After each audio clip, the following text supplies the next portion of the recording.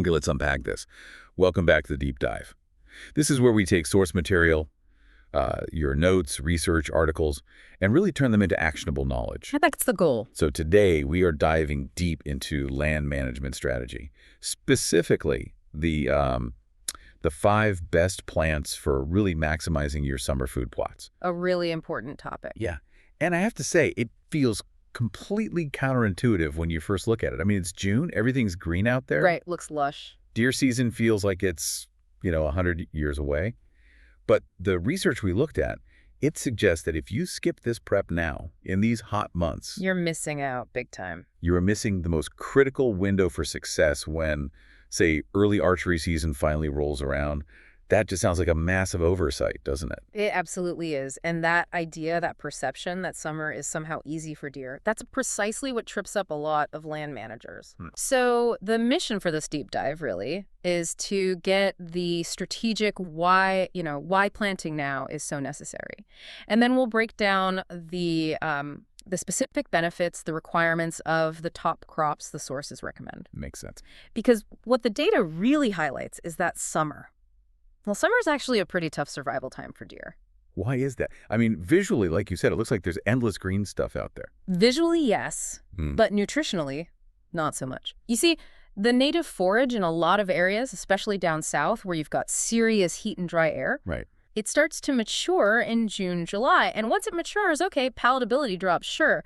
But the critical thing is the available protein and the digestible energy just plummets. Ah, okay. And this nutritional slump hits the herd right when they need that fuel the most. You've got bucks in the middle of crucial antler development. Yeah, prime time for that. And as our nursing fawns, they need maximum high-quality fuel. It's a high-demand period. So if you're not actively managing a plot then, you're basically asking the herd to get by on, high-fiber, low-nutrient junk food Yeah, during their peak growth period? that's exactly it. Yeah, pretty much junk food. And that's why this is all about strategic control. You're making sure that come next season, your deer population isn't just, surviving. Right. They're thriving. Because you stepped in and addressed those critical nutritional gaps during that summer slump. Okay, so let's talk payoffs. What are the immediate tangible benefits if we put in the work, the investment, right now? The material we reviewed breaks it down into 3 main strategic benefits, all geared towards prepping for the next hunting season. Yeah, the first big one is retention and localization. It's pretty simple. Deer, especially those big mature bucks everyone's after, they will go where the best food is, period. Makes sense. So if you establish these high quality, irresistible food plots right now, you're basically creating a magnet. Keeping them on. Exactly. You keep those animals within your boundaries, makes them accessible when the season finally opens up. And it minimizes that risk of them wandering off to the neighbor's place just because the groceries are better over there. Okay, that's huge. Benefit number 2 seems straightforward. Pure nutrition and health. You're providing top-notch nutrients during this high-stress time, antler growth, fawning. Right. It's not just about keeping them alive. It's maximizing their actual well-being. Wait, let's clarify something here for the listener. We talk a lot about high-quality nutrition, and protein content always comes up. What's like the magic number we're aiming for? Yeah, good question. The magic number generally for whitetails, especially during this summer growth phase, is around 16% crude protein, and that's really the minimum. 16% minimum. Yeah. And the crops we're about to get into, they often blow past that number. Crude protein, just so everyone's clear, is basically the total amount of protein in the feed that the deer can actually digest and use. For what? Building tissue? For building tissue, antler growth, repair, all that good stuff. It's really the foundational building block. Gotcha. Which leads perfectly into the third benefit, the one everybody wants, growth. Better nutrition means healthier animals and, crucially, bigger animals. That's the bottom line. So you're essentially giving Mother Nature a serious, calculated boost here. You're controlling the land management now to really affect the herd's potential later on. It's exactly that. It's being proactive with your land stewardship. Instead of just reacting when hunting season comes around, you're basically deciding the health path of your herd 6 months ahead of time. All right, let's get into the specific crops then. Starting with what the material calls the growth engines. The research focuses heavily on legumes, soybeans, cowpeas, and lablab. Why? Because they're the protein powerhouses, often way past that 16% minimum we just talked about. They really pack a punch protein-wise. So let's start with number 1 on the list, soybeans, the classic winner, right?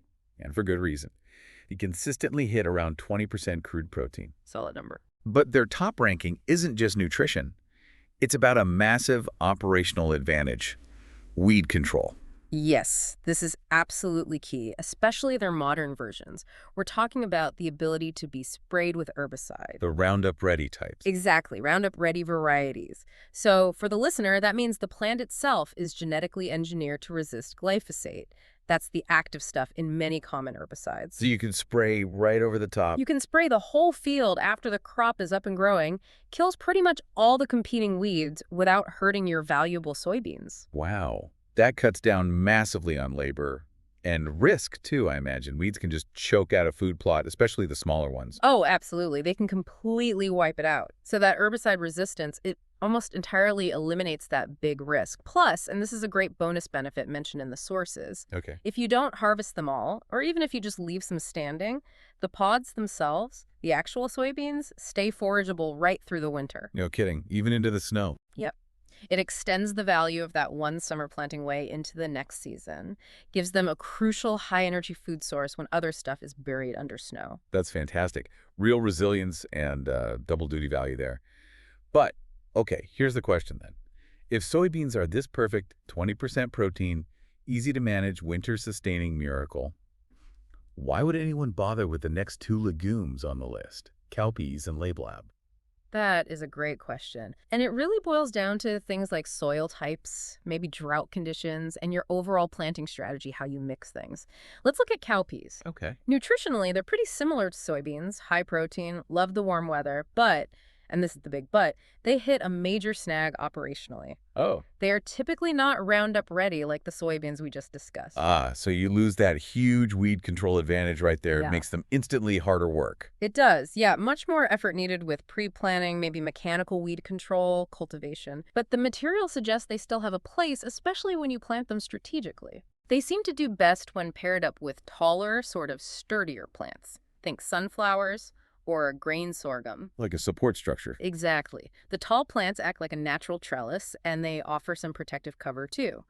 Lets the cowpeas vine upwards, and it can reduce the pressure from heavy dew browsing, which can just devastate a young, unprotected crop. Okay, that makes sense. Using other plants to help them out. Which kind of leads us to lablab, also a warm season legume, but the sources say it has a key difference, makes it an expert favorite sometimes. Yeah, lablab, the material calls it the sustainer, which is pretty cool. The sustainer, I like it. Its unique strength is it lasts longer into the growing season. It seems to have a higher resilience to continuous browsing pressure. Meaning it keeps growing back. It keeps producing foliage for a longer period compared to cowpeas or even young soybeans that might get hammered early.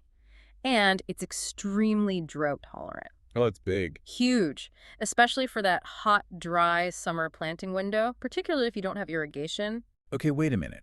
If lablab offers longer foraging time and extreme drought tolerance, why isn't this the #1 choice, even ahead of soybeans? Good point. It often comes down to cost and availability, at least historically. Soybeans are just such a massive global commodity crop. Right, economies of scale. Exactly. Makes the seeds relatively cheap and widely available, especially those specialized herbicide-resistant ones. Lablab, while it's excellent, it's more of a niche food plot crop. Gotcha. And its issue with weeds is similar to cowpeas. You don't usually get that easy spray option.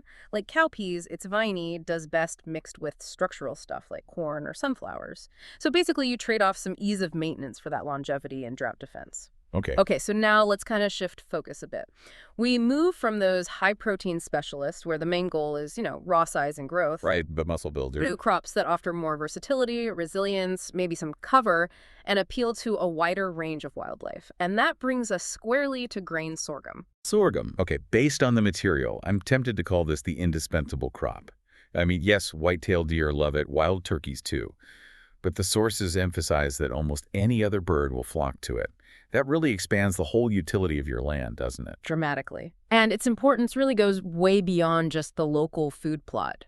The research we saw really underscores sorghum's global significance. It is incredibly one of the top 5 cereal crops in the world. Wow, top 5. Yeah. The U.S. was the biggest producer back in 2020, something like 373 million bushels.